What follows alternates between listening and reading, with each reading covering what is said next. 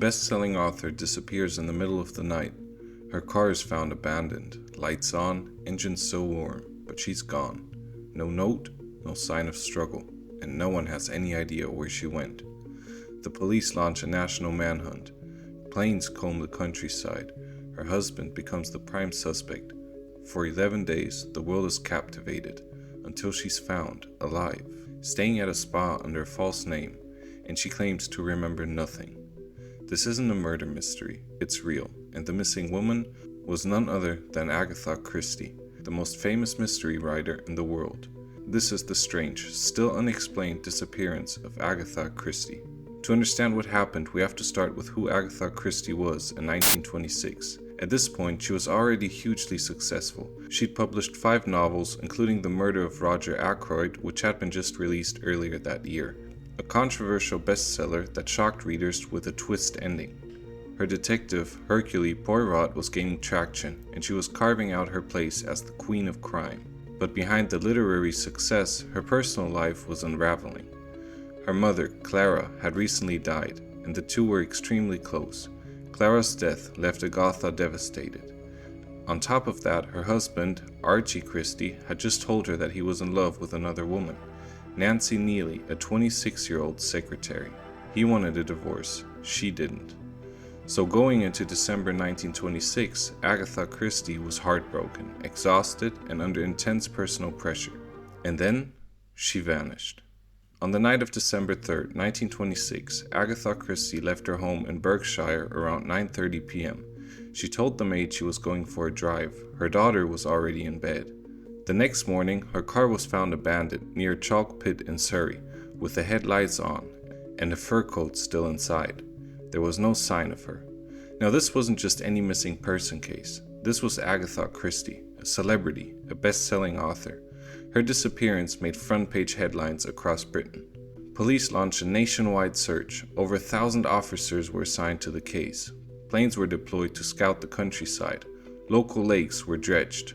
Public figures, fellow writers, and even Sir Arthur Conan Doyle, the creator of Sherlock Holmes, got involved. And Archie, her husband, he didn't exactly help. He refused to speak publicly. He was evasive. People began to suspect foul play, maybe even murder. The public and the press went wild with theories. Was it a suicide, a stunt, was she murdered, or was this a real-life whodunit staged by the master of mystery herself? Here are the main theories that circulated during those 11 days. One of them was suicide. Some believe she had been driven to despair by a husband's betrayal and her mother's death. The location where the car was found, Newlands Corner, was a known suicide spot. Others thought it was a publicity stunt. They speculated she had orchestrated the whole thing to sell more books, but those who knew her well insisted this was out of character and unnecessary. She was already famous. And then there were murder theories. Public suspicion turned toward Archie. His refusal to help with the search and his affair made him an obvious suspect. People wondered, had he killed her or convinced her to disappear to clear the way for Nancy? The press leaned into the drama. Daily Mail headlines screamed, "Mystery of the Christie case deepens." There was even a reward offered. For 11 days, she was Britain's most famous missing person. On December 14th, 11 days after she vanished, Agatha Christie was found at the Swan Hydropathic Hotel in Harrogate, Yorkshire. She had checked in under the name of Therese Neely, the surname of her husband's mistress. She had been attending dances, reading the papers, and seemed perfectly calm. But when the police arrived, she claimed she didn't know who she was. She didn't recognize her husband when he came to collect her. She was diagnosed with an episode of amnesia and sent to her sister's home to recover. But here's the thing. Even now, no one truly knows what happened during those 11 days. Agatha Christie never publicly spoke about her disappearance. Not once. Not in interviews, not in her autobiography. She just moved on.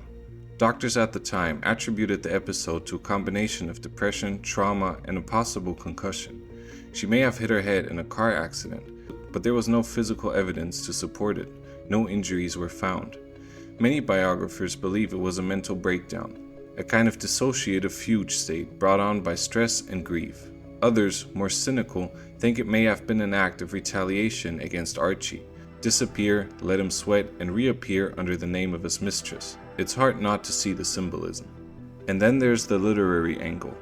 Some suggest she was studying public reaction to use it in future stories. Or was it all just subconscious, her own life turning into one of her plots? Whatever the reason, she never gave the press the satisfaction of an explanation. Agatha Christie would go on to become the best-selling novelist of all time. Over 2 billion books sold. She created iconic characters like Hercule, Poirot, and Miss Marple. Her work has been adapted into film plays and TV shows across generations. But that vanishing act, it never really left the public imagination. It added a layer of mystery to her name, not just in the pages she wrote, but in her own life. It's a real-world riddle without a clear solution. To this day, historians, psychologists, and fans continue to debate what really happened in those 11 missing days. Was it a breakdown, a message, a masterclass in misdirection? In the end, Agatha Christie did what only she could. She wrote herself into the ultimate mystery, one no one has ever solved. If you enjoyed this deep dive, make sure to subscribe and check out some of my other videos. Thanks for watching, and I'll see you in the next one.